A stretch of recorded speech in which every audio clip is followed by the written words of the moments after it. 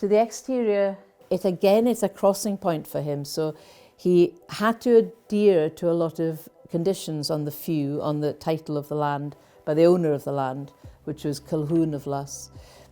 He stipulated that all the houses in this entire borough of Upper Helensburgh were laid out and they had to use stone from his quarry, so they had to be built of stone. Didn't matter if you're going to cover it in rough cast, if you're going to paint it, had to be built of stone.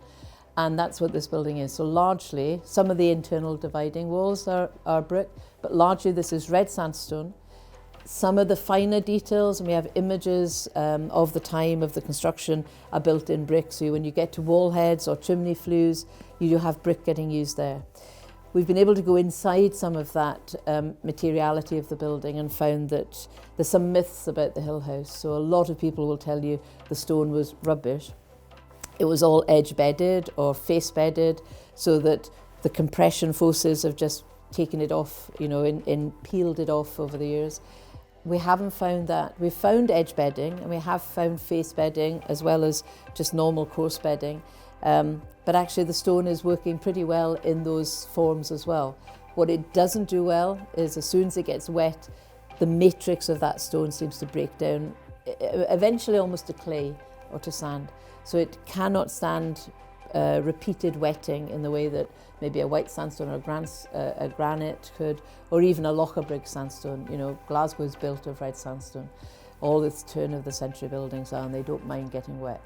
The issue here is we have a stone which we think has a very high clay content, and compounding that is the fact that his use of this innovative detailing, so very much Scots baronial forms in here, and some arts and crafts detailing, certainly proto-modernism in the way that he abandons the detailing you'd normally have, especially of a Scottish building, of deep set windows and big overhangs and sills, so you're protecting and currying down in the building.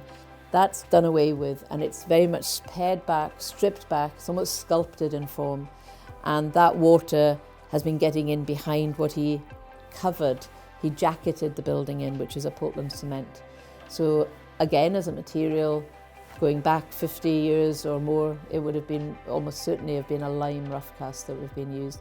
But here, he used the same build-up of a rough cast of Scottish harl, but he did it with Portland cement, sand, and as a cover, it's become an impermeable cover that has developed micro-cracking, but also doesn't perform the kind of expansion it needs when hit with any kind of weather, heat or extreme cold.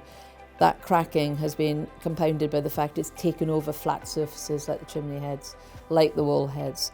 And when the water has come behind that very hard face into a sandstone that actually is a very absorbent sandstone, it's stayed there, and it's stayed there for literally decades, and it's been coming out in the inside of the building and not to the outside where it can't evaporate out to or be taken away by the wind or whichever.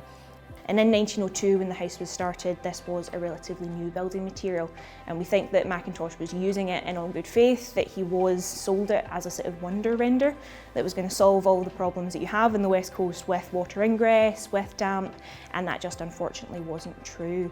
So it means that with that impermeable layer, the underlying work on the house, so the bricks, the sandstone underneath, has been significantly degraded over time. And actually in 2017, when the box project was first started, we were seeing significant degradation within the walls itself. We have started doing some external treatments on the house, so we've started doing patch render testing, where we're taking areas of that problem render off to see what the underlying structure is looking like.